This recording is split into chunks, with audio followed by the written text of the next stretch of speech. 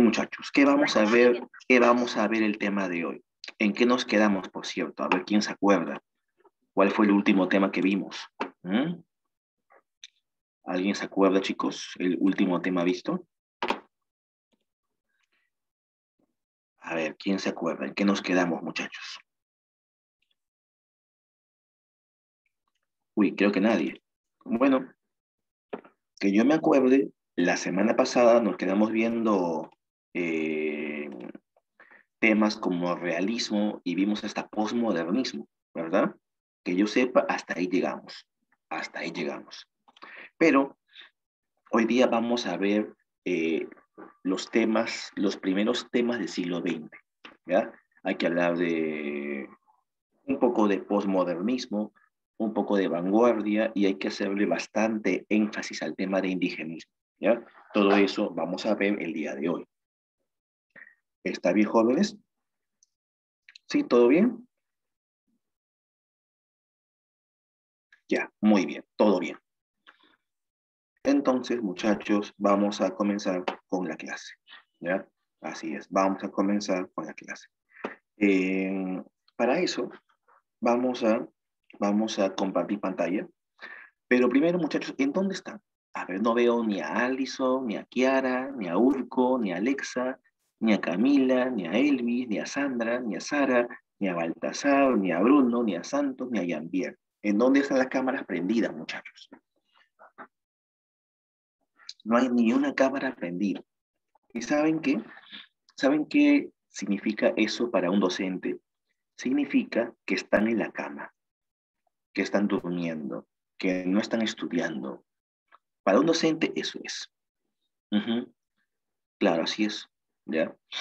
Eh, yo digo, tal vez por eso no prendes tu cámara. Pero ¿sabes qué, muchachos? Es un gran error del estudiante. El error de no prender la cámara equivale a indisciplina, equivale a relajo, ¿no? Y es terrible, ¿sabes por qué? Porque son estudiantes que van a postular. Entonces, ¿cómo van a postular si recién a las 8 van a tomar desayuno? O sea, eso no es posible, pues. O sea, para un estudiante que quiere ser universitario, no es posible. Por ejemplo, no es por hablar, no es por compararme, ¿no? Pero yo a las 6 ya estoy ya levantado. Ya estoy ya viendo mis tareas, material pendiente, qué falta subir al internet, qué material falta. Ya estoy viendo todo eso ya. A las 6. ¿M? A las 7, ya mi café pasado, mi tamalito, tomando tranquilo. 8 en punto, sentadito aquí, con mi clase ya, esperando que todo empiece. ¿M? ¿Te das cuenta? Entonces, chicos, por favor, pues, o sea, hay que también poner de nuestra parte, ¿ya? Sí, chicos. Acá me comentan, profe, yo recién me estoy levantando. Ay, ay, ay. Y así van a ser universitarios, dice. Y así, pues. Bueno, chicos. La verdad te digo algo, me gustaría que prendan su cámara en este momento. Para mí es muy incómodo dar clase, poner todo de mí cuando no veo a nadie. O sea, no veo a nadie. O sea, ¿para qué es una clase donde no veo a nadie? ¿Cómo puedo dar una clase donde nadie habla? Muchachos, realmente a mí me indigna mucho eso. Así que un gran favor, chicos. O sea, los que están malitos, no hay problema, pues. Aquí, Alison, si estás malita, descansa, ¿ya? Pero los demás compañeros no, pues. Son como 15. Entonces, muchachos, por favor, tu cámara, ¿en dónde está? Prende tu cámara para empezar ya con la clase. Porque se va la hora, mira, ya han pasado 10 minutos. 10 minutos diciendo, por favor, prende tu cámara. O sea, y lo curioso es, debo pedirte por favor. O sea, es más, aún debo pedirlo. O sea, ¿por qué debo pedirte que prendas tu cámara? Si se supone que es algo normal, algo obvio. Y hay jóvenes bien frescos. ¿Sabes qué dicen? No, pues, invaden mi privacidad. ¿Qué privacidad si estamos en clase? ¿Sí o no? O sea, estamos en clase. ¿Acaso yo me indigno por la pared que estás viendo detrás de mí? O sea, no, pues. Entonces, por favor, muchachos, por favor. Yo espero que se animen a aprender la cámara, ¿ya? Hoy día hay que ver varios temas y hay que hablar bastante de un tema llamado indigenismo. Ujú. Ya son 8:11 y no hay ni una cámara prendida. Bueno, voy a quedarme aquí sin hacer clase hasta que alguien se digne a prender su cámara. Buenos días.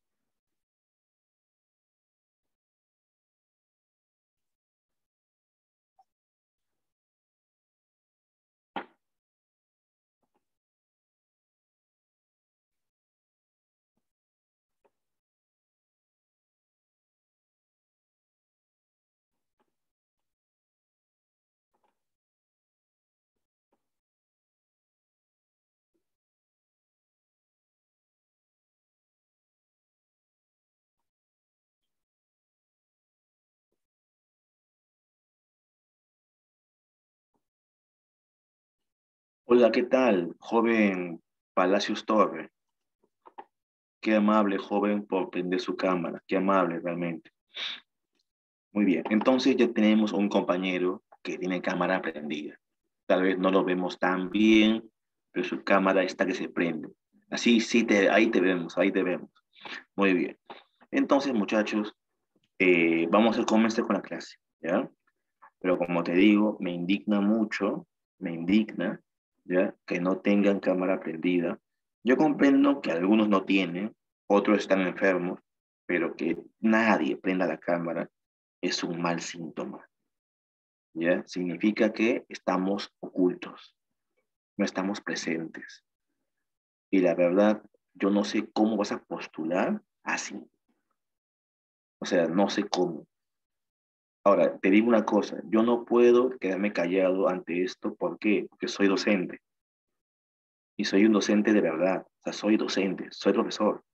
Yo no soy un abogado que viene a darte clase. Soy un docente que viene a enseñar. Entonces, te veo, o mejor yo no te veo. Si yo no tengo un estudiante, si no compruebo que aprende, estoy estafando. Y no me gusta hacer eso. No me gusta, me siento mal. O sea, es como que a ti te obligan, siendo ingeniero, a trabajar en una obra que va a estafar gente. Es como que tú seas médico y te hagan cobrar por una operación que no requieres. O como que seas administrador y que te hagan, no sé, alterar fondos. O sea, no sé si me entiendes. O sea, con tu cámara apagada me estás haciendo sentir mal. Es así, porque no puedo trabajar bien. Ujú. Te pido ese gran favor. De repente otros colegas, pues, bueno, pues cobran su plata y ya está, ¿no? Pero yo no quiero eso. No, no es mi fin. O sea, yo no estudié docencia 5 años para tener un estudiante con cámara apagada o para no saber si aprendiste o no. Yo no soy un dictador, soy un profesor.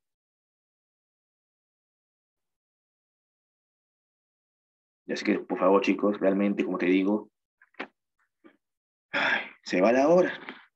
Daré mi clase porque tiene la cámara prendida el joven Felipe, pero si él no la aprende, o sea, si él no la aprendiera, o si él no la hubiera aprendido, me quedo aquí esperando. Te digo así de frente.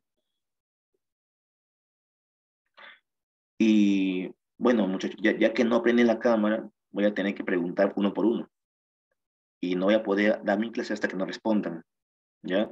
Así que Santos Guillén, Jennifer, Saraí, hola, Saraí, Jennifer,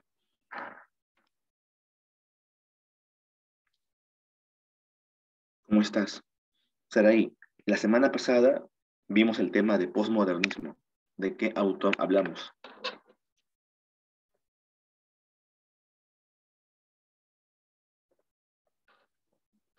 ¿Recuerdas? Cuando se habló de posmodernismo, ¿de qué autor hablamos? ¿Llegamos hasta posmodernismo o no? Sí, ya acá. ¿De qué autor hablamos?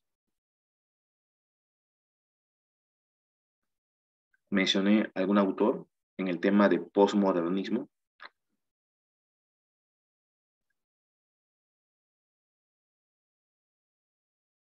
¿Qué opina Santos Vargas Allison? ¿De qué autor hablamos?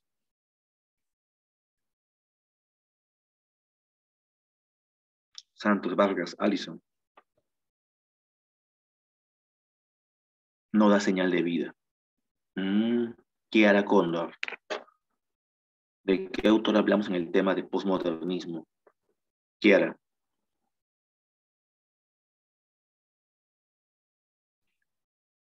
Kiara.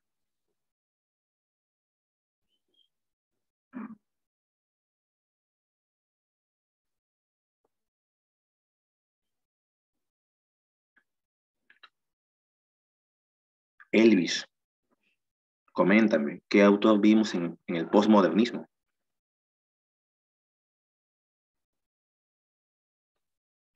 Profesor, vimos costumbrismo, muy bien, vimos costumbrismo, pero una parte, luego vimos más temas.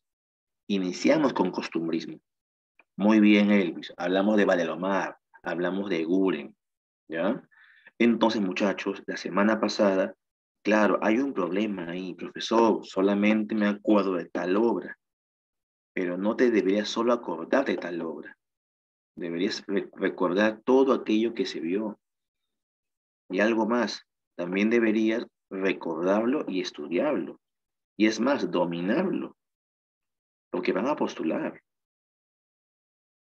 O sea, tenemos muchachos que tener en cuenta es, de repente no nos han explicado bien las cosas, ¿no? Ustedes van a postular a la universidad y para postular no basta con oír la clase, tienen que estudiar la clase, repasar la clase, aprender la clase. Entonces, no nos basta con escuchar la clase. ¿Por qué? Date cuenta, pasó una semana y ya te olvidaste. Entonces, no está funcionando eso. No basta con oír su clase, tienen que estudiar la clase. ¿Ya? A ver, hoy día vamos a continuar ya con la clase y vamos a hablar de posmodernismo, pero vamos a llegar hasta indigenismo. ¿Ya? Esa es la meta de hoy, llegar hasta indigenismo. Así que empezamos. Primero, yo te dije que el posmodernismo fue un movimiento de transición. ¿De transición a qué? Bueno, del modernismo a la vanguardia. ¿Ya? Entonces, muchachos, así aparece el posmodernismo. Es un movimiento de transición. Cuando hablamos de posmodernismo, yo te hablé del movimiento colónida, ¿ya? Te hablé de el movimiento colónida. ¿Y qué eran los colónidas? Los colónidas, ¿ya? Los colónidas eran un grupo de intelectuales que recibían ese nombre porque ellos habían trabajado en una revista llamada Colónida, ¿sí? Ahora, eh, ahora, los colónidas tenían como líder al autor Valdelomar, ¿ya? El autor que vimos fue Valdelomar, así es. Ahora, ¿qué más? También comentarte que otro gran poeta era José María Eguren. José María Eguren es el famoso poeta niño, ¿ya? José María Eguren es el poeta niño, es el poeta que escribió el poema La Niña de Alámpara Azul, ¿sí? Eso ya lo vimos. Pero eso fue el posmodernismo. Luego va a llegar algo conocido como la vanguardia, ¿ya? Luego va a llegar la vanguardia. ¿Y la vanguardia qué es?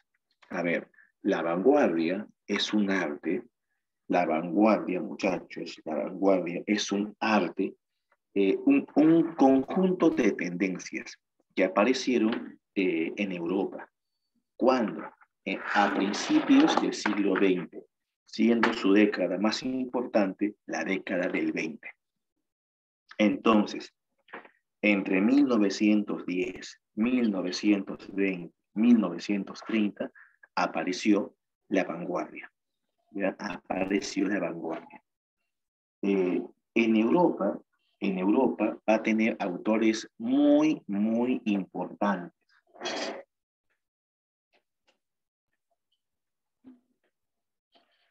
¿Como quién? En Europa va a tener autores como Kafka, ¿ya? Por ejemplo, Kafka. Kafka fue un autor importante de Europa, ¿ya? Kafka. Autores como Camus, como Sartre. Entonces, en Europa hubo autores muy importantes, pero esta vanguardia va a llegar al Perú, ¿ya? Esta vanguardia va a llegar al Perú. Cuando llegó al Perú, ¿ya? Cuando llegó al Perú, esta vanguardia realmente pegó bastante, ¿ya? Y tuvo autores de gran calidad. O sea, nuestro vanguardismo, ¿ya? Nuestro vanguardismo no es mediocre. Tuvimos un gran vanguardismo, ¿sí? Eso debe quedarte claro. Tuvimos un gran vanguardismo con autores muy importantes, autores muy destacados. Ahora, el vanguardismo se caracteriza por ser iconoclasta. ¿Qué es eso? Que los autores vanguardistas no aceptan líderes, no aceptan maestros. Ellos quieren ser los líderes, ellos quieren ser los maestros. Y los vanguardistas quieren ser originales, quieren ser innovadores, quieren experimentar. Por eso siempre están rechazando lo anterior, ¿ya? Siempre están rechazando lo anterior. Ahora, el vanguardismo, como era un movimiento original, no fue algo homogéneo. Es decir, todos los vanguardistas querían crear algo diferente. ¿Y qué provocó? Que el vanguardismo no sea uno, sino que sean varios movimientos, ¿ya? Por ejemplo, algunos movimientos vanguardistas son el dadaísmo, el surrealismo, el futurismo y el cubismo, pero hay muchos más, ¿ya? Cuando hablamos de vanguardismo, o cuando se te explicó esa clase, se vio eso, que habían varios movimientos. Ahora, debo comentarte que al Perú van a llegar en especial dos movimientos vanguardistas. Uno fue el surrealismo y otro fue el futurismo. El surrealismo tiene que ver con el inconsciente, con los sueños, con lo irracional, con la mente, ¿no? Es un movimiento literario que pensaba que lo onírico, lo irracional, lo que está en nuestra mente también puede ser literario. Y es más, que es una gran fuente literaria. Y los futuristas eran poetas que elogiaban la tecnología, elogiaban la nueva sociedad, la velocidad, la máquina. Todo esto va a influenciar en nuestro país.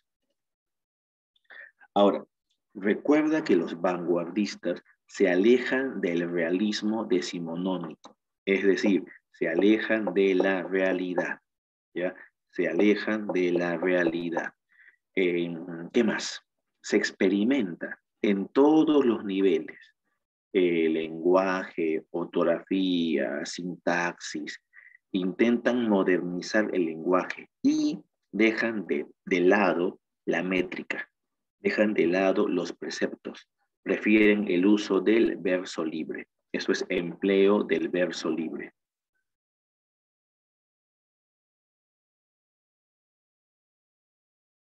Muy bien, chicos. Pasemos a otro punto. Los vanguardistas también tienen la conciencia de vivir en una sociedad tecnológica, una sociedad que va cambiando, una sociedad donde ahora hay trenes, aviones, ¿no? Barcos, y toda esta tecnología nueva va a provocar nuevas palabras, nuevo léxico. No olviden que los vanguardistas buscan aprovechar el nivel espacial del poema, es decir, es decir, la página ya no es solo un lugar para escribir el poema. La página es un lugar en donde el poema puede estar por todas partes. De repente, escribir de izquierda a derecha, o escribir en las puntas o en los márgenes. Y esto va a provocar, por ejemplo, que surja el caligrama, una especie lírica que combina la imagen con las palabras, ¿ya? En aquellos años también se produce la escritura automática, que es escribir como uno piensa las cosas, ¿ya? Escribir como piensa. Sacar de la mente la literatura, del inconsciente.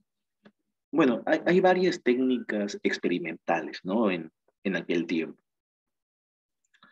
Ahora, en cuanto a poetas, ¿quiénes son los poetas más importantes? Bueno, miren chicos, tenemos varios poetas, Vallejo, Oquendo de Amat, Martín Adán, César Moro, Hidalgo, Westphalen, hay un montón de poetas. De todos ellos, tal vez el más importante es César Vallejo. Ya el poeta más importante es César Vallejo. No vamos a hablar tanto de Vallejo, solamente lo necesario, ¿ya? Vallejo nació en Santiago de Chuco, en el norte, estudió letras, fue miembro del Grupo Norte, viajó a Lima, estudió en San Marcos. Su primer poemario fue Los Heraldos Negros, ¿ya? Ese es su primer poemario. Sabemos que este autor retornó a Trujillo, lamentablemente estuvo preso. Al salir de la cárcel va a publicar Trilce, luego viajó a Europa y no regresó al Perú y murió allá. Vallejo fue un poeta muy importante para el Perú. Hasta hoy se le considera el mejor poeta peruano que hay, hasta el día de hoy, ¿ya? Vallejo es el mejor poeta peruano. ¿Qué obras ha creado Vallejo? Bueno, acá hay algunas, ¿no? Tenemos Fabla Salvaje, El Tungsteno, Escalas Melografiadas, Paco Yunque. Esas son novelas y cuentos. También creó teatro, como Colacho Hermanos, La Piedra Cansada, Lockout. También creó ensayos, crónicas, críticas, artículos periodísticos. La verdad es que Vallejo escribió mucho, ¿ya? Escribió mucho, pero nosotros lo recordamos por su poesía, ¿ya? Nosotros lo recordamos por su poesía. ¿Cuáles son los poemarios de Vallejo? Aquí están: Los Heraldos Negros, Trilce, Poemas Humanos, España aparte de mí este cáliz, entre otras obras. Son sus poemarios completos.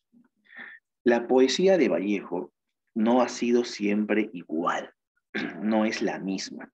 No es que este poeta publicara lo mismo, no, este poeta fue cambiando, tuvo periodos, ¿ya? Por ejemplo, Vallejo tiene 3 etapas poéticas, 3 periodos.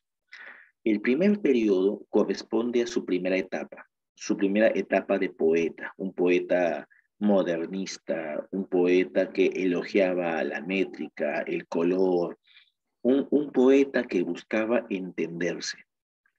Luego, luego tenemos que, luego tenemos al segundo Vallejo, que es el poeta de Trilce, un poeta experimental, vanguardista, innovador. Luego tenemos al Vallejo de Europa, al Vallejo político, el que va a escribir de otros temas más sociales, temas más de compromiso, ¿ya? Entonces, muchachos, mira, ve, tenemos diferentes Vallejos, ¿no? Diferentes Vallejos, diferentes formas de escribir, diferentes poemarios. Hablemos de su primera etapa. Su primera etapa es la etapa modernista, ¿ya? En la etapa modernista encontramos su primer libro, llamado Los Heraldos Negros. Este libro es un poemario publicado en 1919 y en este poemario Vallejo va a continuar con el modernismo. O sea, Vallejo aún no es vanguardista, Vallejo es modernista, ¿ya? Modernista o tal vez posmodernista, pero vanguardista aún no. Luego, Vallejo va a publicar su libro Trilce. Trilce es un libro vanguardista, su libro experimental. Es el libro donde Vallejo quiebra la sintaxis, donde usa una ortografía diferente, caprichosa, donde usa palabras inventadas, palabras antiguas, tecnicismos. Trilce es el libro más experimental de Vallejo. ¿Ya? Es un libro del cual ni siquiera sabemos su nombre, o sea, no sabemos por qué se llama así, mejor dicho. ¿Qué significa Trilce? Ni siquiera sabemos eso. Y bueno, es un libro muy experimental, ¿no? Hasta hoy es un libro muy complicado de entender. Trilce tiene 77 poemas y sus poemas no tienen nombre, es decir, son poemas enumerados en romanos. Son poemas enumerados en romanos. Así es. Temas de este libro son la cárcel, la soledad, la ausencia de la madre, el hogar provinciano. Y es un libro que realmente en el Perú no fue comprendido. ¿Ya? Es un libro que en el Perú no fue comprendido. Es decir, cuando este libro fue publicado, en el Perú la crítica no lo comprendió. Pensaron que era un libro de un loco, ¿ya? Pero sí era un libro pues que tenía mucho de original, ¿ya? Y luego llega la etapa 3, que es el periodo de compromiso político. En este periodo, en especial, van a destacar dos libros. Uno es España, aparta de mí este cáliz, que es un poemario dedicado a España, país que lamentablemente estaba viviendo su guerra civil. Y el otro libro es Poemas Humanos. A ver, aquí me están preguntando algo. Me comenta Elvis, fue criticado por otros autores, Clemente Palma, si no recuerdo. No, pero Clemente Palma criticó los primeros poemas de Vallejo, no criticó Trilce.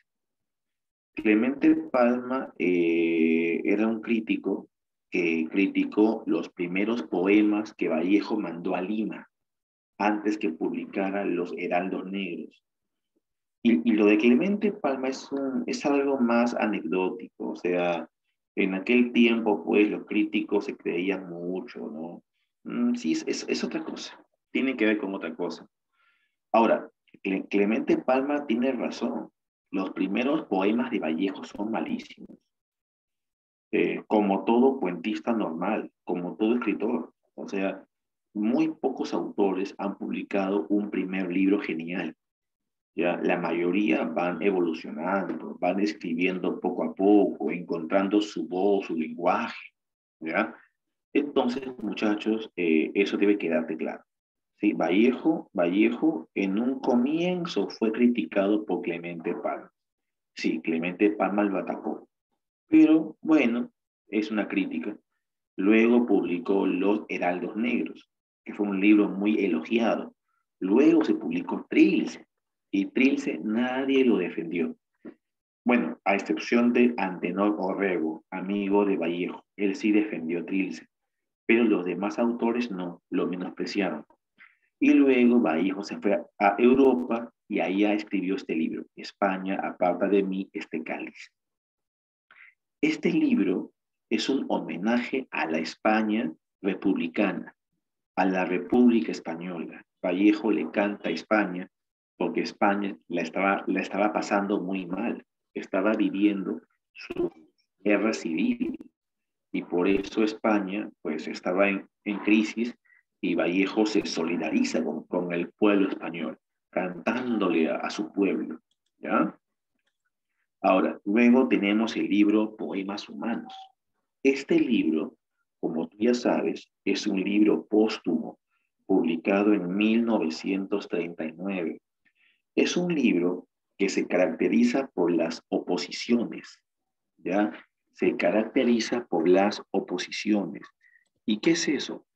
Cuando decimos que se caracteriza por las oposiciones, damos a entender que es un libro en donde se usa mucho la antítesis o el oxímoron, ¿ya?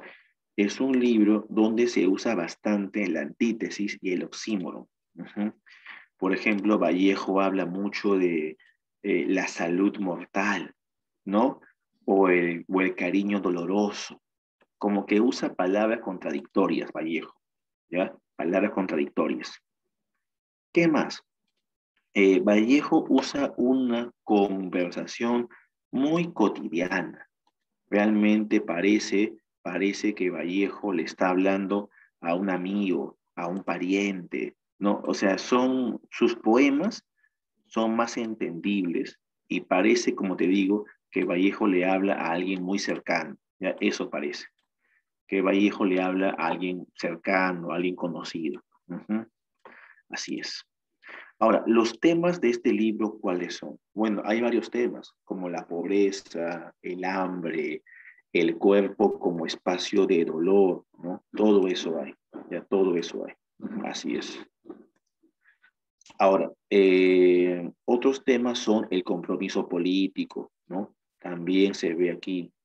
Eh, Otro tema es el trabajo como fuente de solidaridad y la posibilidad de un futuro lleno de dicha. Es decir, Vallejo no piensa que el futuro va a ser terrible. Él no cree en distopías. Para él el mundo va a ser mejor, el mundo va a cambiar. Bueno, ten en cuenta que este poeta era un poeta socialista, un poeta de izquierda, un poeta que pensaba en una dicha futura para todos.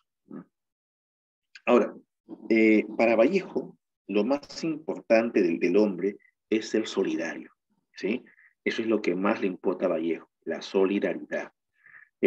Vallejo es un autor que va a resaltar la figura del pobre, el pobre. En sus poemas aparece el pobre, el que no tiene que comer, o el que no tiene ni ganas que comer, ¿no? En su poesía de Vallejo aparece el huérfano, el cojo, el manco, o sea, gente que carece. Su poesía es muy de denuncia, muy de crítica, y Vallejo no puede quedarse callado ante todo esto. Él tiene que opinar, él tiene que hablar, ¿ya? Ahora, Vallejo es un poeta que ya vive en Europa, o sea, prácticamente es un poeta europeo. Sin embargo, nunca olvida quién es, nunca olvida sus raíces, nunca olvida de dónde vino, ¿ya? De dónde vino. Muy bien, pasemos a otro punto, pasemos a otro punto. A ver, muchachos, un segundo. Pasemos a otro punto, ¿ya? Ahora, ya hemos visto la poesía de Vallejo. Es momento de pasar a otro tema, ¿ya? Vamos a pasar al tema de indigenismo, ¿ya, muchachos? El tema de indigenismo. Vamos a hablar de indigenismo. Ahora, dame un segundo, por favor. Acá me falta algo, no sé qué ha pasado. A ver, dame un segundito. Un segundo, por favor, muchachos. ¿Qué pasó aquí? Un segundito, por favor. Al parecer me he comido una PPT. A ver, dame un segundo. Algo pasó acá. Claro, aquí pasó algo.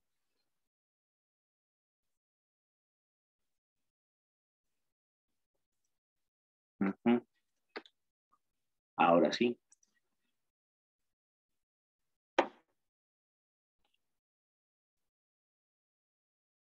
Ahora sí. Muy bien. Entonces, en este momento vamos a hablar de indigenismo, ¿ya? Al parecer hubo un pequeño error, me comí una PPT, pero ya le estoy agregando. A ver, un segundito, muchachos. El tema de indigenismo es muy importante, ¿ya? ¿Por qué? Bueno, en la actualidad viene bastante para postular, ¿sí? Viene bastante para postular el tema de indigenismo.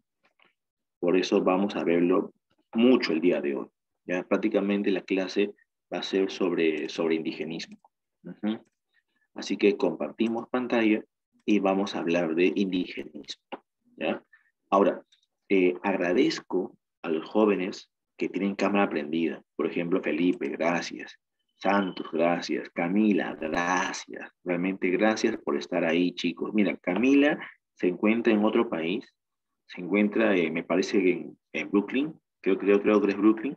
Pero mira, subió hasta la punta del edificio para poder captar el Wi-Fi y está en clase.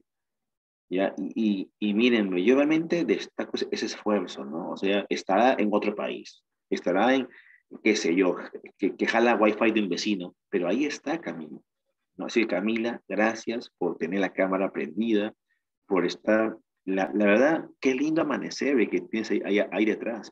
Es más, no sé qué haces viendo la clase. Anda, mira, mira tu crepúsculo, qué lindo, crepúsculo, amanecer, no sé qué es. Está muy lindo, Camila. Realmente gracias, gracias. Ujú. Acá pone Sara Pacheco, ja, ja, ja, ja, ja. Bueno, bueno. A menos te hice reír un poquito. Ya está. Y bueno, yo espero que los demás muchachos también prendan su cámara, ¿no? Poco a poco. Ya chicos, ya chicas, poco a poco. Muy bien. Entonces, indigenismo, ya sabes, vamos a pasar con todo a indigenismo. Gracias, Camila. Algún día será ya en persona. Algún día, algún día. Ojalá, ojalá. ¿Ya? Muy bien. Así es. Y ahora vamos a pasar al tema de indigenismo. A ver, muchachos, este tema es el tema más importante ahorita en el prospecto. ¿Ya? Es el más importante. Prácticamente medio prospecto de literatura es indigenismo. Entonces, muchachos, muchachas, tenemos que estudiar esto, sí o sí, ¿ya? Y hoy día vamos a estudiarlo bastante y el próximo día, miércoles, no, martes también, ¿ya? También tenemos que ver esto. Hay que estudiarlo bastante, ¿ya? Bastante. Entonces, chicos, chicas, empezamos, por favor. Empezamos con el tema de indigenismo. Ujú. ¿Y qué es esto? ¿Cómo que indigenismo? A ver, empecemos, ¿ya? El indigenismo es un movimiento que se produjo al mismo tiempo que la vanguardia. Mientras que la vanguardia se desarrollaba en poesía con autores como Vallejo, el indigenismo va a aparecer en narrativa, ¿ya? En narrativa. ¿Quién gobernaba el Perú en aquellos años? Bueno, de 1919 a 1930 gobernó Leguía, ¿sí? Entonces Leguía es un presidente que, ojo, Leguía conoció a prácticamente grandes autores. En el tiempo de Leguía apareció Valdelomar. En tiempo de Leguía, pues vivía Eguren. En tiempo de Leguía vivía Vallejo. En tiempo de Leguía vivieron, pues, realmente autores muy importantes, ¿no? Los vanguardistas, los indigenistas. Ahora, en tiempos de Leguía pasó algo. ¿Qué pasó? Bueno, tú sabrás que el Perú se volvió un país muy dependiente de capitales extranjeros, en especial capitales ingleses y norteamericanos. También sabrás que Leguía era un presidente bien populista, ¿no? Bien populista, ¿verdad? Y que de cierta forma, pues, acabó con esta llamada república aristocrática. Recuerden que en el Perú gobernaban solo grandes familias, ¿no? Se pasaban el poder de amigo en amigo, de familia en familia. Y hay un hecho muy importante que ocurre hace 100 años. ¿Qué ocurrió hace 100 años? Ocurrió el centenario del Perú, ¿ya? El centenario. Que es un hecho que ya nadie recuerda, porque lamentablemente nuestro bicentenario cayó en pandemia. Pero cuando tuvimos el centenario, muchachos, Lima fue una fiesta. La mayoría de plazas y estatuas que tenemos en la ciudad hoy en día fueron debido al centenario. O sea, hay que ser muy conscientes de eso, ¿no? Así es. Por ejemplo, por ejemplo, justo el otro día estaba en el parque de la exposición y había una pileta. en ese parque. Esa pileta la donó China por nuestro centenario. Luego estaba yendo por el Parque de la Muralla y ahí tenemos a la estatua de Pizarro, que también fue donada al Perú, aunque muchos cuentan que no es Pizarro, sino Hernán Cortés. Bueno, sea quien sea. Luego hay otra estatua y así, la mayoría de estatuas de Lima no son estatuas que están ahí porque sí, son estatuas hechas por los gobiernos o son regalos de otros países. Por ejemplo, en la Plaza San Martín hay también una famosa escultura donada por Francia. Entonces, hace 100 años, el Perú pues era una fiesta realmente, ¿no? Había celebración por aquí, celebración por acá, y se esperaba también eso este año, pero lamentablemente por pandemia no se pudo. Es que también no estamos para celebrar tampoco, pues, porque realmente han muerto un montón de familias, ¿no? De amigos. Entonces, muchachos, miren qué fuerte, ¿no? Todo esto, qué fuerte. El asunto es que el centenario no solo fueron estatuas, pues, o plazas, fueron mucho más. En especial hubo una pregunta: ¿qué estamos celebrando? Y la respuesta fue el centenario del Perú. ¿Y el centenario de qué? De la independencia. ¿De quién? De españoles. Pero, ¿independencia de qué? Del Perú, pues. ¿Pero qué es el Perú? Y ahí vino la gran pregunta, ¿no? O sea, ¿quiénes están celebrando? ¿Los peruanos?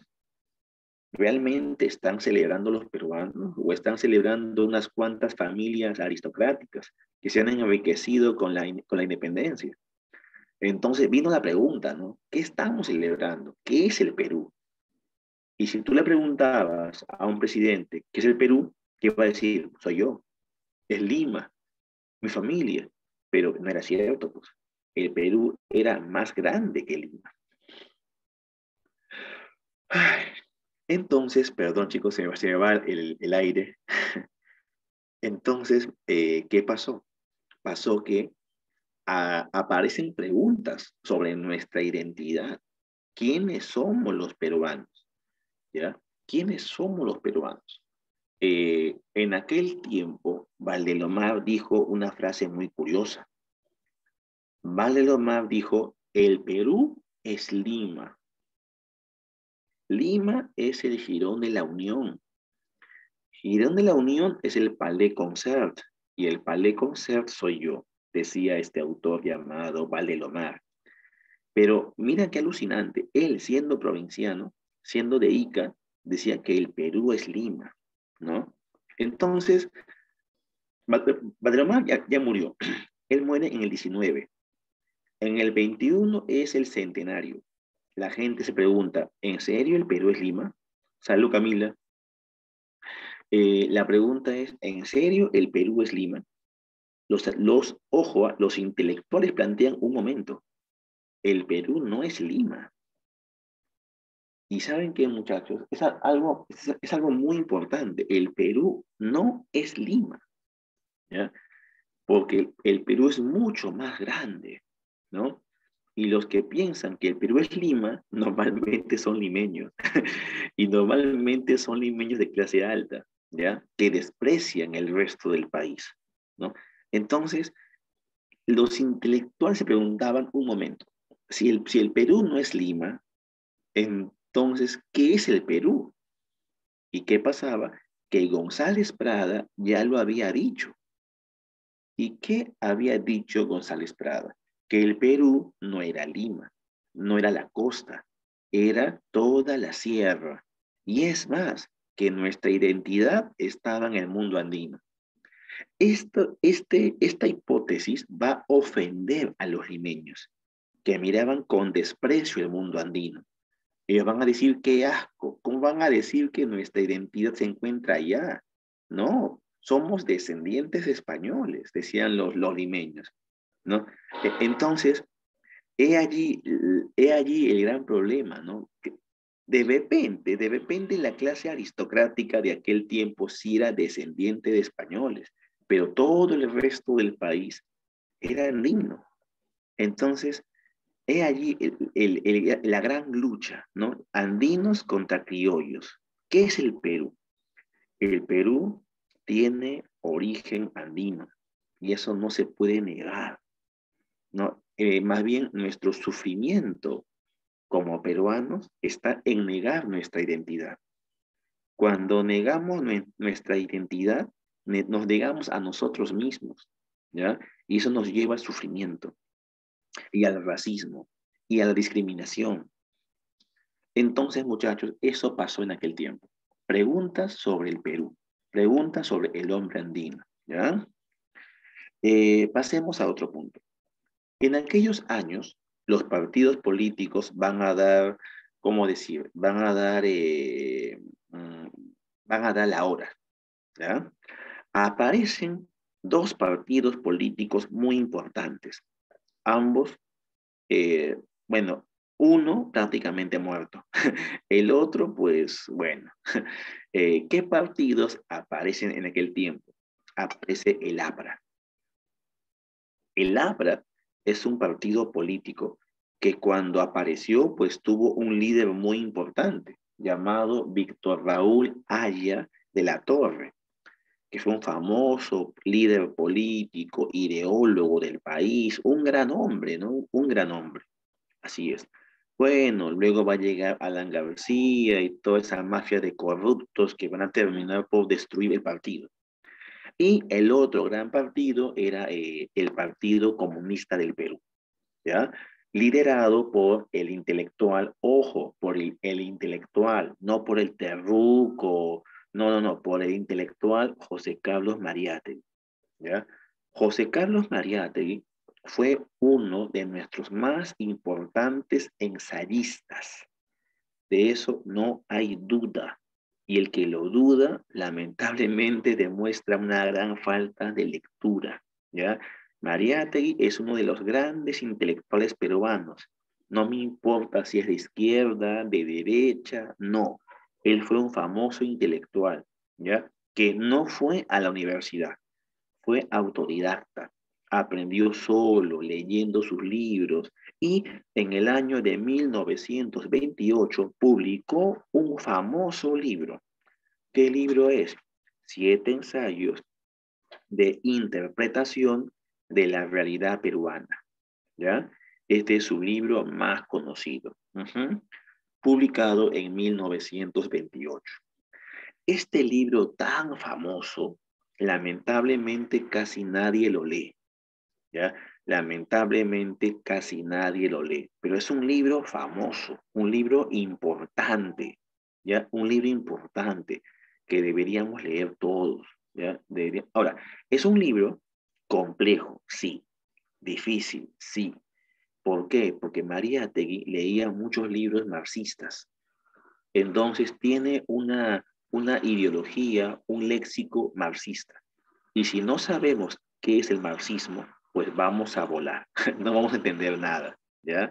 Así que por ello es un libro complicado de entender. Profe, si lo leo, lo entiendo, vas a entender varias cosas, pero algunas palabras no, porque es como cuando lees un libro técnico, o sea, hay palabras que no son de tu contexto, pues, algo así. Ahora, este libro, por qué se llama así? 7 ensayos. Porque tiene 7 ensayos. Está dividido en 7 partes, ¿ya? Y en cada parte, este autor va a hablar de algo del Perú. De repente, la religión en el Perú. De repente, la educación en el Perú. De repente, la literatura en el Perú. Cada ensayo va a tratar de algo diferente, ¿ya? Pero las partes más importantes son las dedicadas al indígena y a la tierra, porque Mariátegui es uno de los primeros que comienza a reflexionar cómo es posible que el Perú sea dirigido por unas cuantas personas y cómo es posible que el indígena, siendo de aquí, no tenga tierras. O sea, eso no es posible. El indígena es peruano. Si se ha criado acá, no debería tener sus tierras. ¿Por qué no tiene territorio? Y ahí es cuando comienza a reflexionar sobre esto Mariátegui. El problema del indígena para él no es solo un problema social, es un problema económico en el país. Es un problema económico y político. Si el indígena se encuentra postergado, es por culpa del gobierno. Si el indígena no tiene dinero, es por culpa de los gobernantes. Por eso ¿no? Hay un problema aquí más grande que el racial. Es un problema económico y político. Bueno, entonces, qué bacán por Mariátegui, que fue un tipo de ideólogo del indigenismo, ¿ya? Ahora, ¿por qué aparecen los indigenistas? Porque, muchachos, ¿cómo era posible que en pleno siglo XX, cumpliendo un centenario de ser independientes, el indígena parezca que sigue viviendo en la colonia, menospreciado, explotado, marginado, discriminado, y lo peor, en las obras literarias ni siquiera era descrito bien?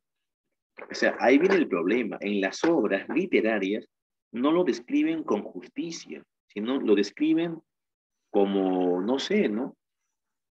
Entonces, muchachos, es allí cuando aparecen los indigenistas. ¿Qué caracteriza a una obra indigenista? Primero, toda obra indigenista que postula al indígena hay que reivindicarlo. ¿Y qué es eso? ¿Qué es reivindicarlo? Significa devolverle sus derechos. Basta de menospreciarlo, basta de insultarlo, basta de tildarlo de feo, de ignorante, de vulgar, basta. Es momento de reivindicarlo, devolverle lo que es suyo. Ahora, si decimos que hay que devolverle lo que es suyo, se da a entender que se le ha robado.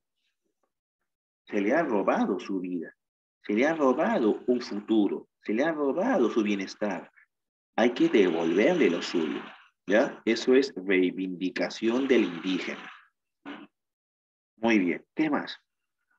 Ahora, todo autor indigenista se aleja de la idealización.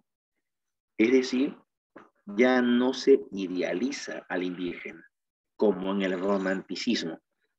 Ya no se le muestra como un ser de la sierra, solitario, triste.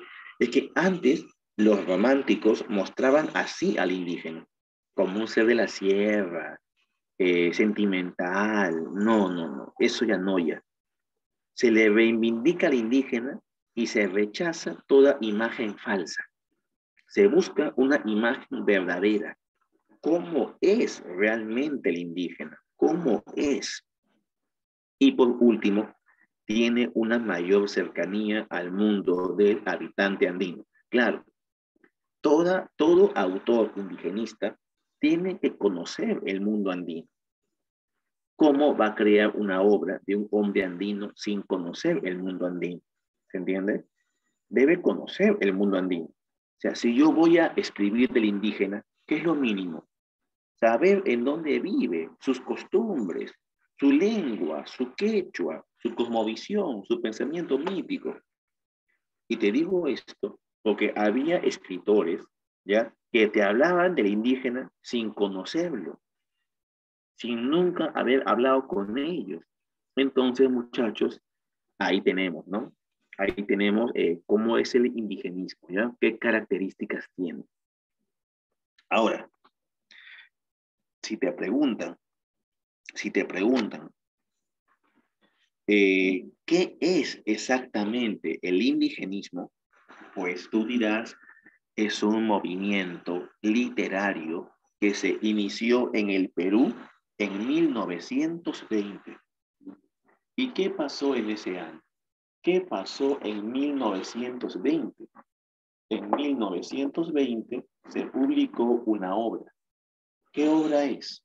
En 1920 se publicó la obra Cuentos Andinos. Entonces, con la publicación de Cuentos Andinos, ¿ya? Con la publicación de Cuentos Andinos, se va a iniciar el indigenismo. ¿Ya, chicos? Las chicas, ¿se comprende eso? Con la publicación de Cuentos Andinos, ¿ya? Así fue. Hasta ahí, ¿todo claro? ¿Sí? Ya, genial, genial. Ahora, ¿qué dijo Tomás Escajadillo? Ahora, Tomás Escajadillo es un famoso crítico peruano, ¿ya? Es uno de los grandes estudiosos del indigenismo del Perú. ¿Qué planteaba él? Él planteaba, ¿ya?, que no basta con que en una obra se reivindique al indígena, ¿ya? O sea, si yo denuncio el abuso contra el indígena, eso no basta para ser indigenista. Si mi tema es indigenista, tampoco basta. O sea, para ser indigenista no se requiere solo reivindicar o tocar el tema indigenista. No, para poder realmente ser indigenista hay que mostrarse cercano al mundo andino y conocer el mundo andino. Profe, y si yo escribo del indígena y no conozco el mundo andino, ya, lo más probable es que tu obra no llegue a ser indigenista, sino que solo sea indianista. ¿Ya? He allí la diferencia entre indianismo e indigenismo, que el indianismo no llega a conocer realmente el mundo andino. De repente sí denuncia, de repente sí trata del tema indígena, pero no conoce el verdadero mundo andino. ¿Ya? Sí es. Hasta ahí. ¿Qué tal? ¿Se entiende la diferencia entre indianismo e indigenismo? ¿Ahí están de acuerdo, muchachos? ¿Todo claro? Ya, genial, genial. Muy bien. Ok, ok. Muy bien, chicos. Entonces, ya te dije, ¿eh? Indigenismo reivindica al indígena, rechaza la visión romántica y se acerca mucho al mundo andino. El indianismo no conoce el mundo andino, no conoce, ¿ya? Solamente habla a través de prejuicios, ¿ya? A través de prejuicios. Muy bien. Pasemos a otro punto, ¿ya? Pasemos a otro punto. Ujú. Ahora, en este momento vamos a pasamos a José Carlos Mariátegui. ¿Quién es José Carlos Mariátegui? Ya sabes que él es un gran intelectual peruano, ¿no? Él señaló, ¿ya? Él señaló que las obras indigenistas, si bien tienen como protagonistas a los indios y como paisaje el mundo andino, postulan temas que articulan la política, la sociedad, la economía y ahora podemos señalar que también las diferencias culturales. O sea, las obras indigenistas no solo tratan de indígenas, mira qué importante lo que dice Mariátegui. Una obra indigenista no solo trata de indígenas o no solo tiene un paisaje andino, sino que todo esto se articula con la política, sociedad y economía. Eso dice Mariátegui. En otras palabras, una obra indigenista también tiene una propuesta política, una propuesta económica. También tiene eso, también denuncia una sociedad. No podemos leerlo de forma inocente pensando que solamente trata de indígenas. No, tiene toda una problemática detrás, ¿ya? Eso planteaba el amigo Mariátegui. Ahora, el indigenismo tiene etapas, ¿ya? Tiene etapas. ¿Cuáles son las etapas? Según Escajadillo, son dos. Primero, hay un indigenismo ortodoxo. ¿Qué es eso? ¿Qué es el indigenismo ortodoxo? El indigenismo ortodoxo es básicamente realista y sigue patrones o modelos del siglo XIX. Eso es indigenismo ortodoxo. Ejemplo, ¿ya? Ejemplo. Si tú lees un libro, ¿ya? Y trata del indígena y está contado como con técnicas del siglo XIX, como las obras de López Albújar o de Ciro Alegría, eso es indigenismo ortodoxo. Pero si tú lees una obra y ya incluye la mirada mítica, la magia, la cosmovisión, el pensamiento andino, eso ya se llama neoindigenismo, ¿ya? Eso ya se llama neoindigenismo. Eh, yo aquí agregaría que el indigenismo ortodoxo tiene como representante a Ciro Alegría, mientras que el neoindigenismo tiene como autor a José María Arguedas, ¿ya? He allí la diferencia entre uno y otro, entre el indigenismo ortodoxo y el neoindigenismo. ¿Ya, chicos? Ahora, si somos aún más estrictos, hasta podríamos hablar de tres etapas, ¿no crees? Primero, indianismo, luego indigenismo y luego neoindigenismo. ¿Se dan cuenta? Son las tres etapas que hay en sí. Primero, indianismo, cuando se escribía de forma parcial sobre el indígena, cuando el autor no conocía el mundo andino. Luego, indigenismo ortodoxo, que son los indigenistas que hablan de la realidad. Y luego tenemos los neoindigenistas, que son los indigenistas que le agregan esa mirada mágica, mítica, supersticiosa del mundo andino. Son las tres fases o los tres periodos. ¿Ya, chicos? ¿Ya, chicas? Sí, ¿no? Estamos bien, ¿no? ¿Se comprende esa parte, muchachos? ¿Sí? Ya, genial. Sigamos, sigamos.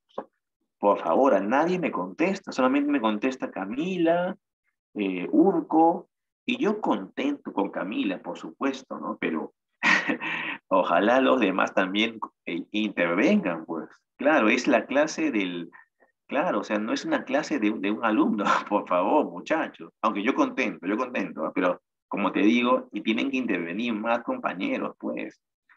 Yo pregunto, ¿todo bien? Y solamente me contesta una compañera. Los demás, nada. Bueno, bueno, continuemos, continuemos.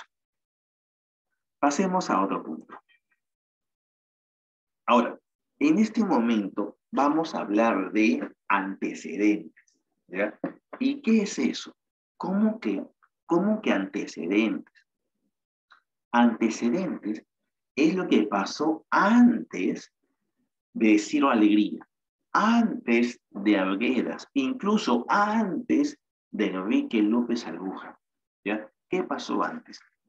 Bueno, en el siglo XIX, ojo, porque el tema de indigenismo es siglo XX, pero en el siglo XIX, ¿ya? Mira por aquí, en el siglo XIX ya había autores que hablaban del indígena. ¿Y quiénes son? Por ejemplo, son Manuel González Prada y Clorinda Mato de Turner, ¿ya? En cuanto a González Prada, tú sabes que González Prada, en su libro Páginas Libres, había pues, criticado, ¿no? Cómo se menospreciaba al indígena.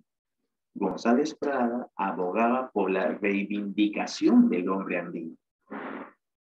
Por otro lado, Clorinda Mato de Turner, en su novela Ave sin nido, también había denunciado el abuso del clero, de los religiosos contra el hombre andino, ¿verdad? Entonces, estos dos autores, González Prada y Clorinda Mato de Turner, ya habían denunciado este abuso contra el indígena. Pero si ya habían denunciado el abuso, ¿por qué no son indigenistas? Porque tienen limitaciones, ¿ya? ¿Y cuáles son las limitaciones de ellos? A ver, primero, no conocen la intimidad del hombre andino. Claro, Manuel González Prada, ojo, es un gran crítico, es un gran crítico, yo lo admiro un montón, ¿ya? Pero él no conoce al hombre andino. Él es de clase alta, pues. Él tal vez ni viajó a la sierra. Sin embargo, lo defiende al indígena, pero no conoce su intimidad, no conoce cómo piensa, ¿ya? Florinda Mato de Turner sí lo conoce, porque ella es cusqueña. Y sabemos que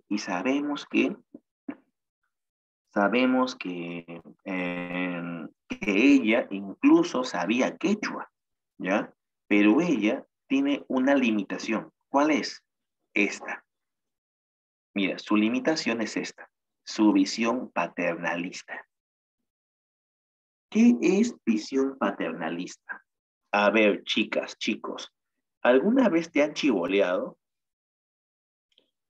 ¿Alguna vez te han cachorreado? Te han dicho, pero eres chivolo, pe. Tú no sabes, pe, eres pulpín, pe, eres pulpín. ¿Mm? Tú no lo has vivido, pe. Yo sí lo he vivido, pues. ¿Ah? Ya, ¿qué opinas? ¿Te han hablado así o no? Mira, cuando crezcas hablamos. Cuando tengas DNI azul hablamos. Así te han tratado así o no. Que tú eres chivolo, pues. Tú no sabes qué es el viejo, pues. ¿Ya te han tratado así? ¿Mm? Es que tú no sabes, pues. Es que como eres chivolo, ignoras muchas cosas. ¿Te han tratado así? Ya, eso es paternalismo. ¿Y qué tiene que ver esto con el tema de hoy? Que lamentablemente en las obras de González Prada y Clorinda Mato existe esto, el paternalismo. El paternalismo consiste en tratar al indígena como si fuera, eh, como si fuera alguien que no se puede valer por su cuenta, ¿verdad? Por ejemplo, ¿qué dice González Prada? Dice, al indígena hay que educarlo. Solamente educándolo va a salir del hoyo. ¿Qué opinas de eso? González Prada dice, al indígena hay que educarlo. ¿Qué opinas? ¿Tendrá la razón o no? ¿Al indígena hay que educarlo o no? Uy, profe, la verdad no sé. A ver, ¿qué opinas? ¿Lo educamos o no? ¿Hay que educarlo o no? Hay un problema ahí. Al decirle hay que educarlo, ¿qué está diciendo a la vez Prada? Al decir hay que educarlo, a la vez dice que es ignorante. ¿Se dan cuenta? Claro, hay un problema y claro, pues al decirle hay que educarlo, da a entender que sus creencias son erradas, ¿no? Entonces, y además, ¿qué educación hay que darle? La del limeño. O sea, le decimos, si no sabes lo que yo sé, tú estás mal. Eso es una visión paternalista, pues, ¿no? Y es lo que hizo el español hace 500 años. Ah, mira, tú adoras al sol, ignorante. Yo adoro a Jehová, que nunca he visto, soy culto. Pero tú, que adoras a tu sol, eres ignorante. Ese es el problema. Ah, mira, yo escribo, tú no escribes. Ah, tú eres animal, ¿no? Ese pensamiento es del siglo XV, XVI. Pero en el siglo XX, ¿vas a usar eso? Justo hace unos días me dio cólera, me dio cólera. Alguien me pasó un TikTok de un chivolo, ya un chivolo, tendría sus 18 años tal vez, y estaba hablando en su TikTok, ¿y sabes qué decía? Decía, ay, qué asco de gobierno tenemos. Es que nos gobiernan los comunistas, pues, esos cholos asquerosos, pues. Y decía, sí, pues, es que esta gente ha llegado al poder porque los serranos han votado por ellos. Es que en la sierra son todos ignorantes, pues. No como en Lima, ¿no? O sea, en Lima, manjas, tenemos tecnología, ¿no? Acá hay internet, manjas. En cambio, en la sierra no hay nada de eso. O sea, allá es más fácil engañar a la gente.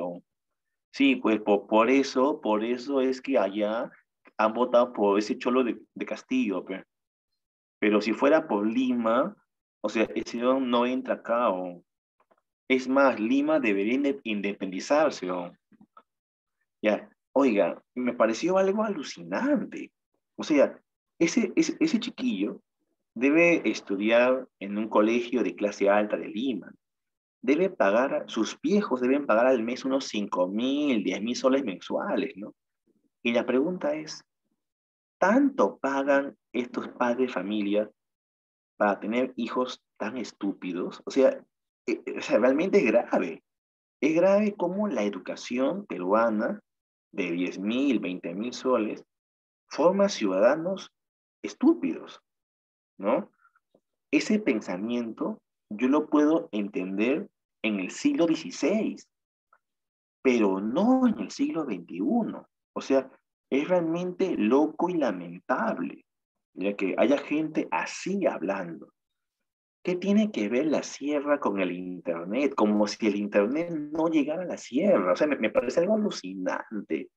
Los que han ido a Cusco sabrán que Cusco es una ciudad hasta más cosmopolita que Lima. O sea, realmente me parece loco todo esto, loco, loco, ¿ya? En Cusco hay de todo y más, y más. No vas a encontrar un tren más hermoso en todo el Perú que en el Cusco, para empezar. Ese tren, maldito tren, me costó $100. $100. O sea, mientras que en Lima te vas con 2 soles desde, desde Santa Rosa hasta Villa Salvador, allá demoré cuánto, no sé, me costó como $100 el pasaje. Acá me comenta, Urco, profe, use el tren más barato que vale 20 soles. Ese tren no es para turistas, es solamente para gente que vive en Cusco. No puedes tú entrar allí, no puedes, a menos que saques la cola con días de anticipación. Así es. Ujú. Así es. Bueno, sigamos. Pasemos a otro punto. Ahora, entonces, muchachos, ¿se entendió cómo es esto del paternalismo? Sino tratar al indígena como alguien que no puede solo. Profe, ¿cómo se ve el paternalismo en Aves sin nido? Fácil.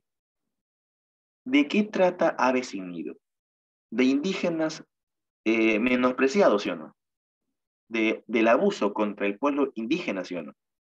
Te pregunto algo. ¿Quién rescata a los indígenas? A ver, respóndeme. ¿Quién rescata a los indígenas? ¿Quién salva a la familia Yupanqui? Sandra, ¿qué opinas? Los Marín, ¿sí o no? Los Marín. La familia Marín salva a los Yupanqui. ¿Y quiénes son los Marín? Los Marín son una familia, una pareja de esposos, varón y mujer, heterosexuales, blancos, limeños de clase alta, letrados, educados.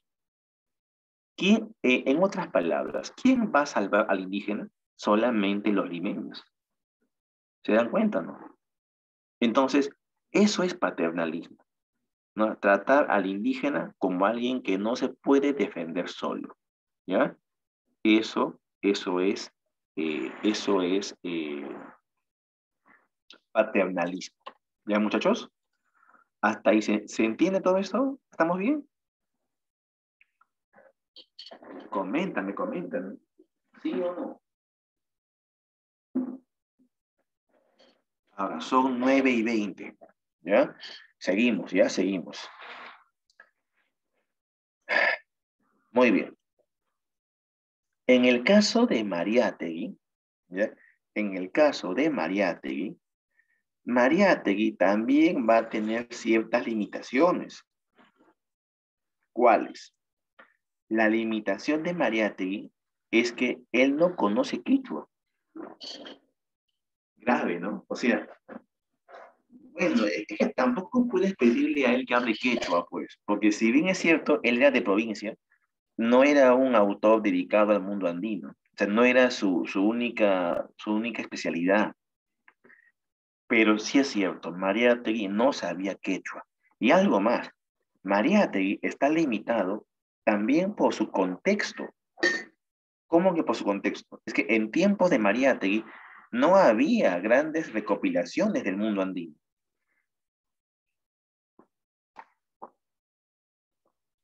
tiempos de Mariátegui, ni siquiera se había publicado las crónicas. En sus tiempos no había gran difusión del mundo andino. Tal vez por eso él no conocía este mundo. ¿Ya? Así es. Son las dos limitaciones de Mariátegui. Ahora, recuerda que Mariátegui fue un escritor, político, periodista moqueguano, que fue autodidacta, marxista, un gran intelectual, fundador del Partido Comunista del Perú. Un partido comunista que luego se va a dividir y se va a seguir dividiendo y dividiendo y dividiendo hasta que aparece algún día el Partido Comunista del Perú, Sendero Luminoso. Y esos son los terroristas, ¿no? Así es, que tú conoces. Pero ojo, una cosa es que un grupo de políticos se vuelvan terroristas y otra cosa es que Mariátegui tenga algo que ver. Él no tiene nada que ver con los terroristas, jamás, por favor, no combinemos las cosas. Hay gente que piensa comunista, allá terrorista, no, no, no. Socialista, allá comunista, terrorista, no, no, no, no, no. Es de izquierda, debe ser terrorista. No, chicos. Eso ni de juego, ¿ya? Porque hay personas que lamentablemente, ojo, hace 30 años te mataban por eso. O sea, cuidado, hace 30 años te podían desaparecer por eso. Entonces, no es bueno jugar con esas palabras. Ujú. Así es. Claro, es tomarse el terrorismo muy a la ligera, ¿ya? Hoy en día, lamentablemente, se ha llegado a eso. Bueno, pasemos a otro punto. Recuerda que Mariátegui publicó los 7 ensayos. Retoma algunas tesis de González Prada, ¿ya? Recuerda que este autor fundó su revista llamada Amauta, una revista cultural, promotora del arte vanguardista e indigenista. Ujú.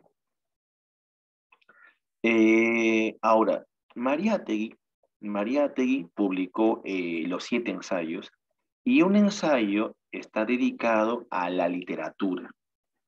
En este ensayo, Mariátegui utiliza un concepto que hasta hoy se utiliza, ¿ya? Pero lo curioso es que en el Congreso dicen que este concepto es terrorista y no, pues es un concepto marxista. Mariátegui habla de colonialismo. ¿Qué es esto? ¿Qué es colonialismo? Es cuando hay dominio de una potencia extranjera sobre otros territorios, ¿ya? Según Mariátegui, en el Perú hay esto, colonialismo.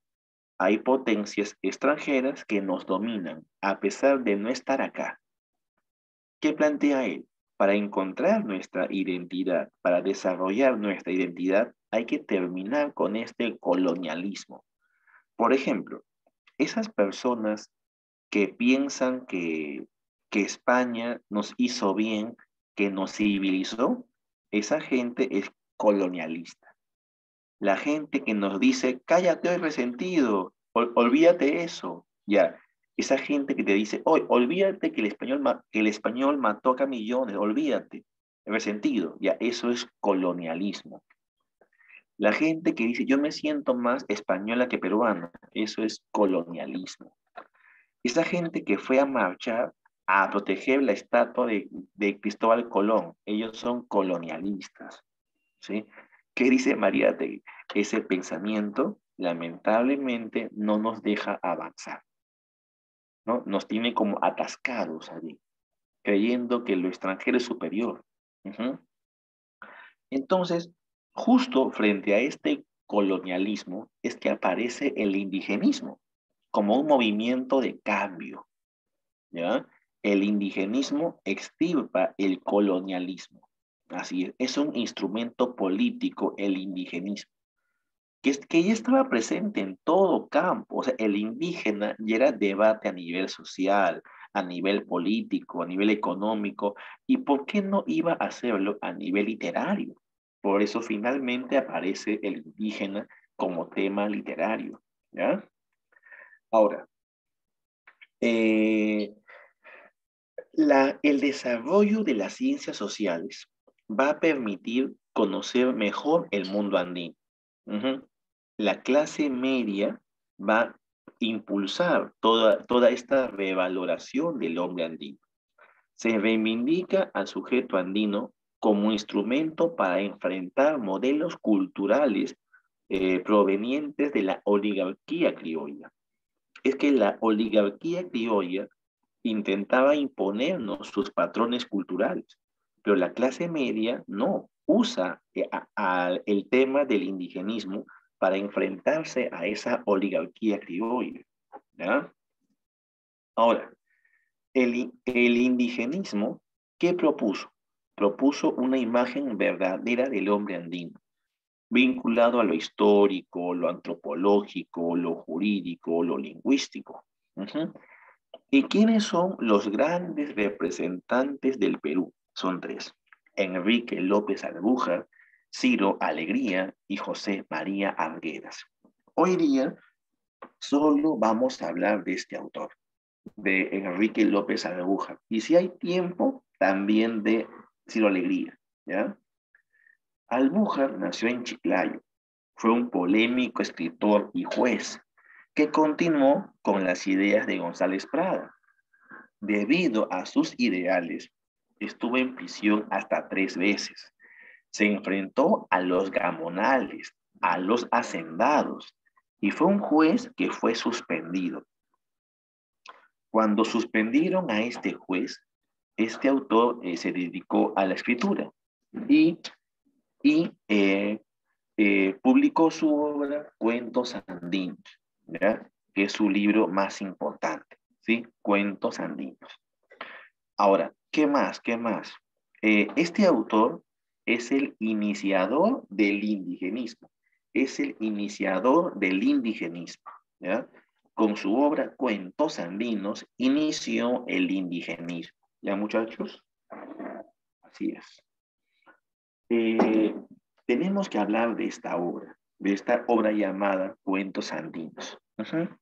A ver, pero antes comentarte que González Prada tiene varias obras.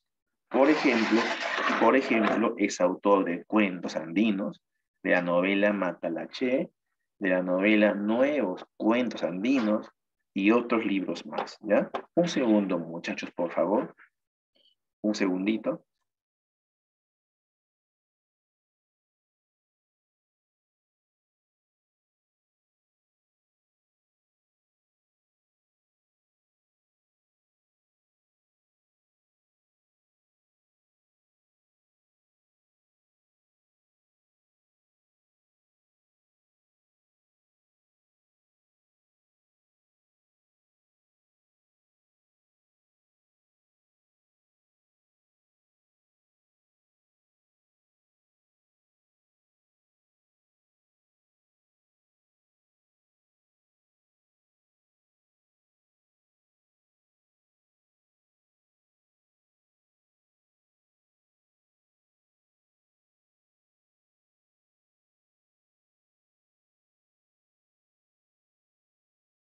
Perdón, chicos, ya volví.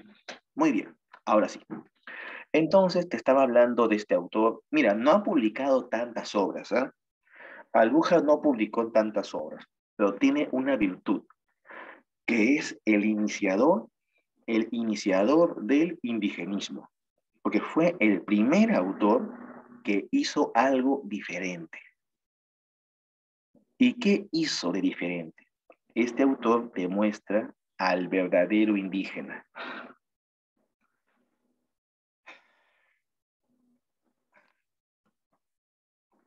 Chicos, un segundito, ¿ya? Voy a traer el alcohol porque hace rato me falta el aire. Así que demos un segundo, ¿ya?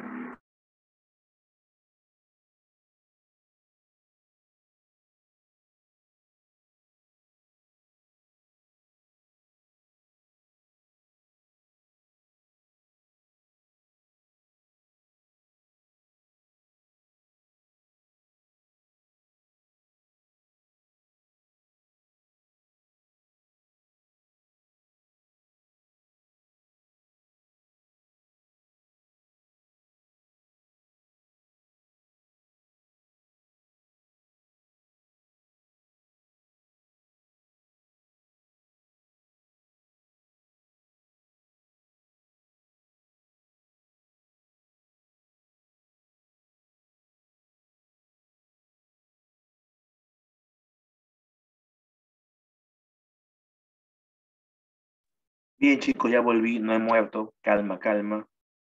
Solamente es un problema de, ¿cómo decirlo? De falta de aire. Sí, sí, sí. Sí, justo el día de ayer me estaba haciendo chicha y le echaba azúcar y no sentía el azúcar. Qué raro, dije que yo, qué raro. Bueno, bueno, continuemos, continuemos. Debo estar bien. Sí, debo estar bien. A ver, pasemos a otro punto. Ahora, vamos a hablar del libro más importante de Albuja. ¿Cuál es? Su libro más importante se llama Cuentos Andinos. ¿Ya? Este libro, muchachos, se publicó en 1920. ¿Ya? Se publicó en 1920.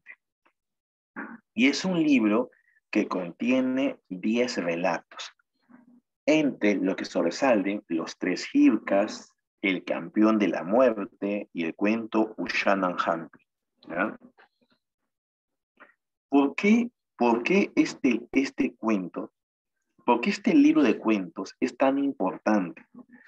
Porque López Albuja rompe con esa imagen romántica e idealizada del indígena. Y ahora nos va a entregar otro indígena, un indígena diferente, un indígena de carne y hueso, ¿ya? Un indígena real. Porque antes de este autor, en las obras habían indígenas, pero todos eran sirvientes, peones, criados, gente ignorante. Pero cuando leemos a Albuja, leemos otra cosa, leemos otra sociedad, otro mundo, es otro indígena, verdadero, verosímil, ¿ya? Eh, Sin embargo, a pesar de que Albuja nos muestra un indígena diferente, más real, verosímil, con carácter, sin embargo, su visión es parcial. ¿Por qué? Porque López Albuja escribió estos cuentos justamente porque él era juez y por eso su visión es parcial. Él conoce la visión del juez, pero él no convivió entre indígenas, ¿no? Esa es la crítica que le hacen a este autor. ¿Conoce al hombre andino? Sí, pero solo una parte. No lo conoce en todo su aspecto, en todo su mundo. Ahora, no obstante, debo decirte que lo que él cuenta es creíble, lo que él cuenta es verosímil, lo que él cuenta parece real. Y ese es ya un gran logro que no se había hecho antes, ¿ya? Ahora, ¿cuáles son los cuentos más conocidos de este autor? Los cuentos más conocidos de este autor son Ushanan Hambi, Los Tres Jircas, Cómo habla la coca, La soberbia del piojo, El campeón de la muerte, entre otros cuentos. Yo te recomiendo leerte de este autor dos cuentos, El campeón de la muerte y Ushanan Hambi. ¿Ya? Esos son los cuentos que te recomiendo leer sí o sí. ¿Ya?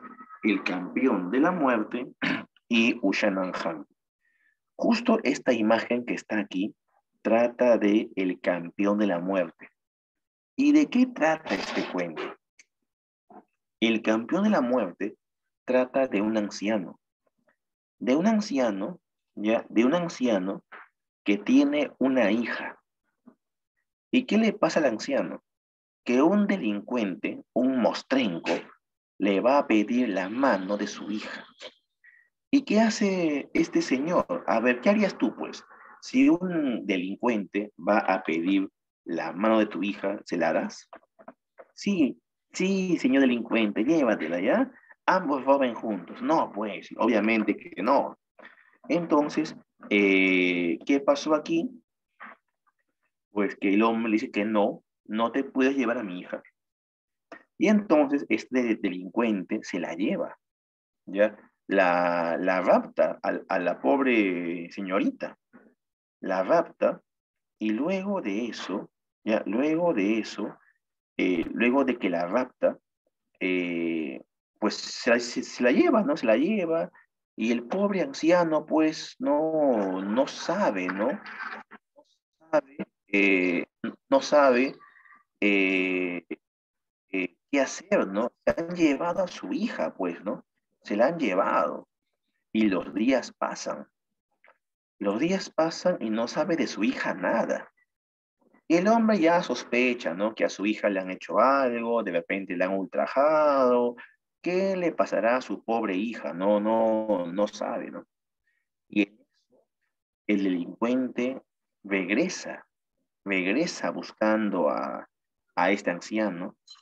Y esa parte es bien fuerte, ¿ya? Porque este delincuente va a encarar al anciano y le dice lo que ha hecho con su hija. Justo aquí estoy que te muestro el corto de esta obra. Bueno, solamente voy a mostrar solamente un minuto de este corto, que podrías verlo luego en casa, ¿ya? Con más calma, ya en la tarde, ¿no? Justo aquí puedes ver al anciano, que está que espera noticias de su hija. Ahora, ¿qué está haciendo? Está chachando, pues, ¿no? Está chachando su boca. ¿Por qué? Porque supuestamente en el pensamiento andino, el sabor de la coca te dice mucho de lo que va a pasar. O sea, uno le puede preguntar a la coca y la coca te va a responder, ¿no? Con su sabor. Una coca dulce puede augurar, pues, un destino amable, pero una coca amarga, pues, puede ser algo triste, ¿no? Ujú. Muy bien. Ahora, aquí estamos viendo ¿puedes ver el pequeño... ¿Se está, chicos, se ve esto o todavía? Sí, ¿no? Creo que no lo ven.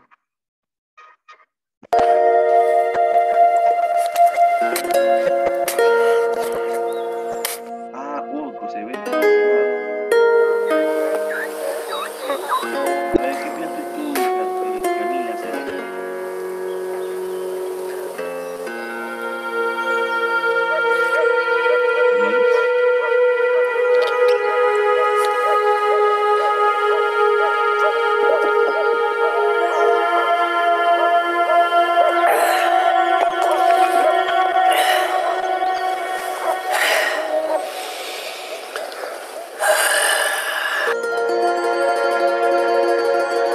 Bueno,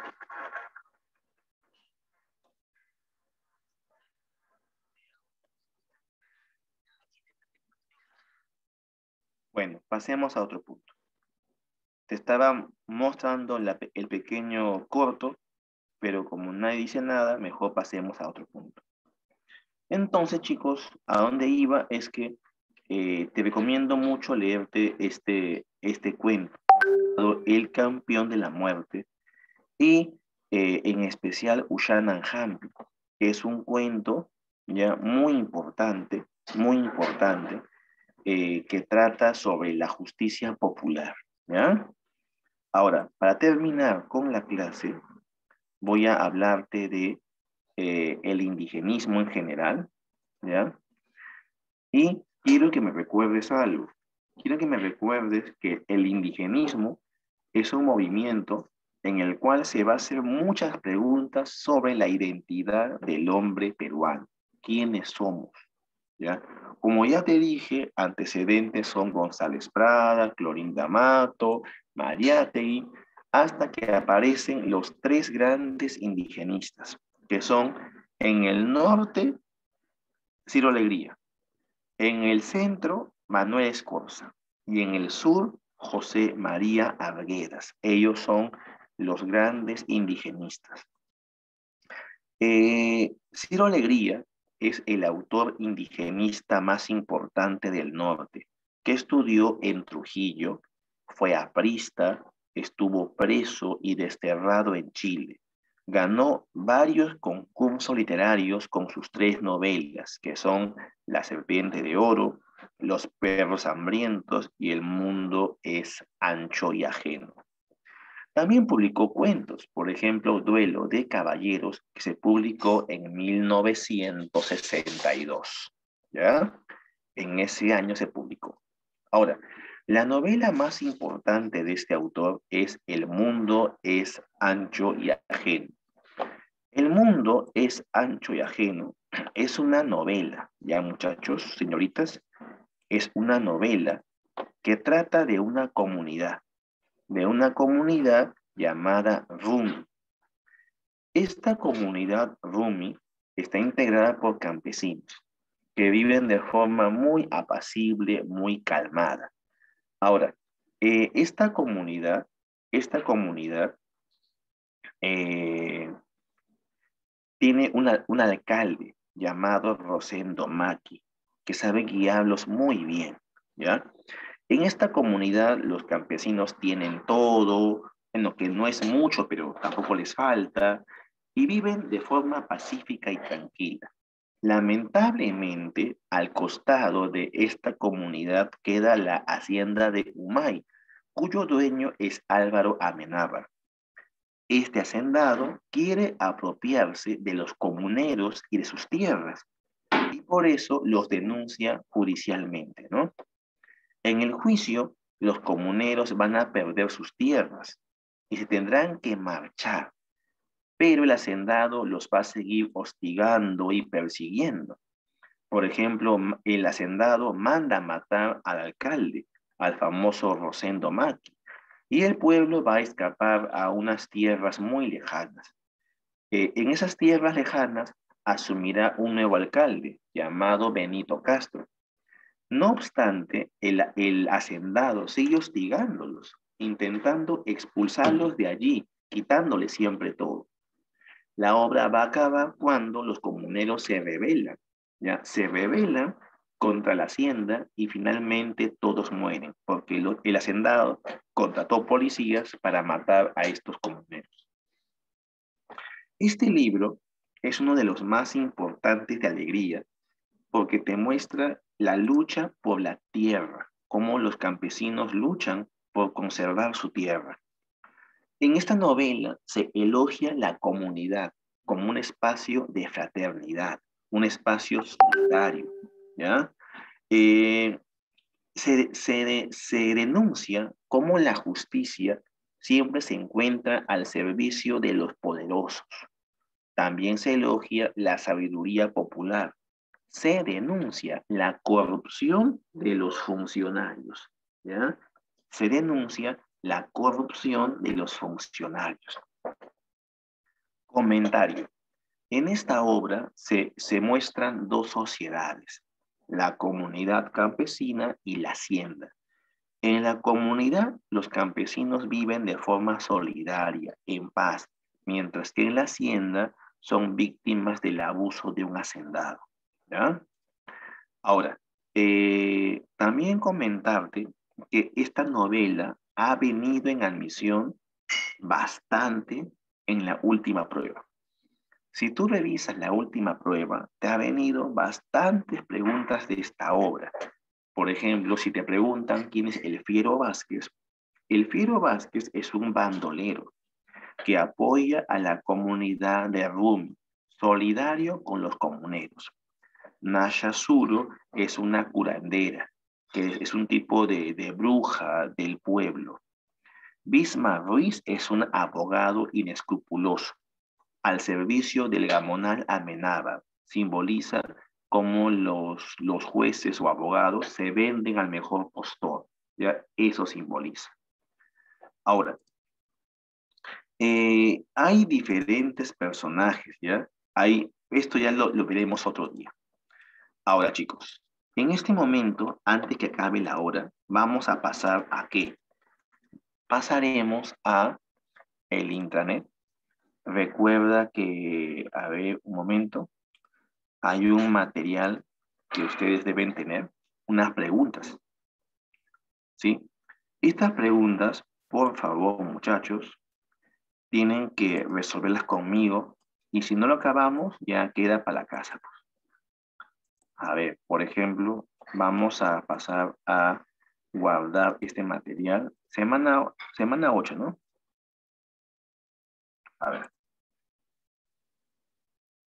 Vamos a abrirlo rápidamente.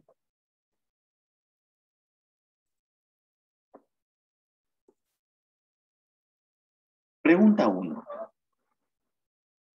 Dice, mi infancia que fue dulce, serena, triste y sola, se deslizó en la paz de una aldea lejana, entre el manso rumor con que muere una ola y el tañer doloroso de una vieja campana.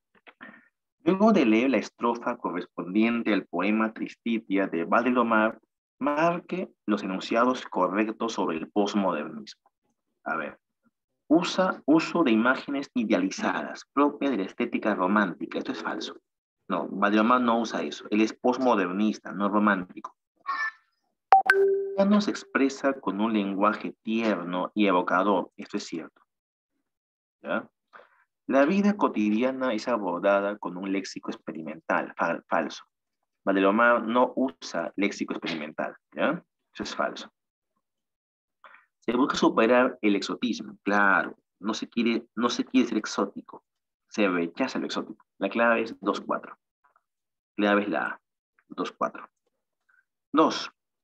En el mirador de la fantasía, al brillar del perfume, tembloroso de armonía, en la noche que llamas consume, y vuelan mariposas de corcho, o los rubios vampiros cesean, o las firmes jorobas campean, por la noche de los matices, de ojos muertos y largas narices. En el mirador distante, por las llanuras, peregrín, cazador de figuras, con ojos de diamante, mira desde las ciegas alturas. A partir de la lectura del poema Peregrín, cazador de figuras de José María Eguren, marque la alternativa que completa correctamente el siguiente enunciado sobre las características de su poesía. En sus poemas, Eguren pone de relieve, ¿qué cosa? ¿Qué pone Eguren de relieve? La clave es la B, la musicalidad de los versos, y es puro ritmo y cadencia. Pregunta 3. Del fragmento anterior citado del poema Peregrín, cazador de figuras, podemos afirmar que Eguren es considerado un poeta simbolista porque la clave es la muestra sesgadamente una cosmovisión. ¿Ya? 9.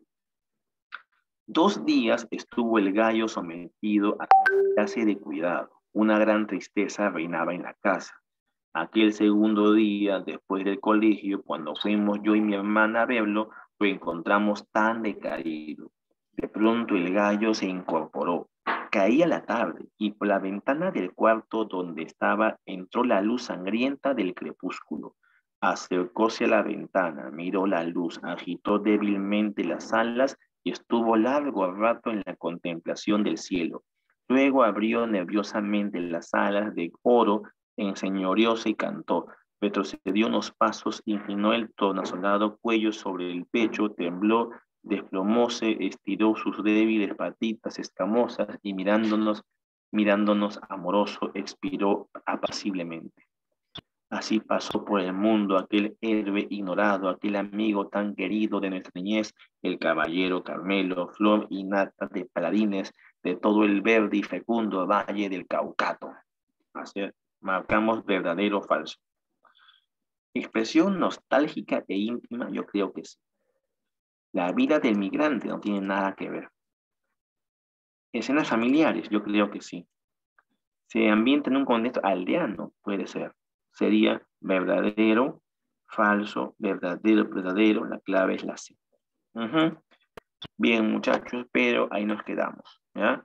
Acaben de ver sobre su práctica, por favor, vean el pequeño corto del Campeón de la Muerte y si pueden, léanse Ushananham, que es un cuentazo. ¿Ya, chicos? Y me voy. Chao, Felipe. Chao, Camila. Chao, Santos. Y chao los que han prendido su cámara y los que no. Cuídense mucho.